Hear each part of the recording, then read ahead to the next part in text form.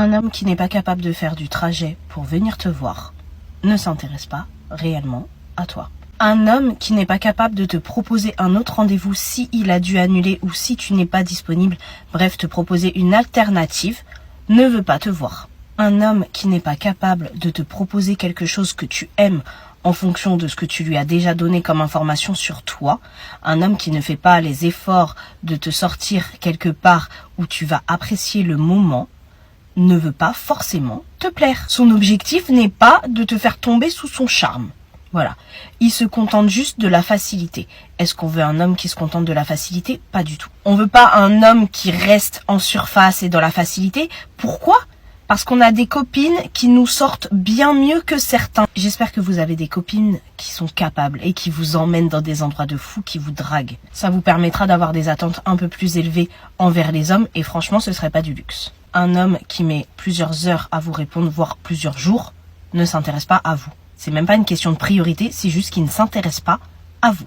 Quelqu'un qui ne prévient pas, qui ne viendra pas au rendez-vous, ne vous respecte pas. Un homme qui vous parle directement d'intimité ou en tout cas très très vite dans les conversations ne cherche pas de sérieux avec vous. Je dis pas que ça peut pas déboucher sur une relation sérieuse, mais l'intention première est loin d'être sérieuse. N'envoyez pas de photos de vous quand on vous en demande. Quand vous avez un rendez-vous qui est planifié avec quelqu'un et que ce quelqu'un vous demande des photos histoire de voir à quoi vous ressemblez, n'envoyez pas.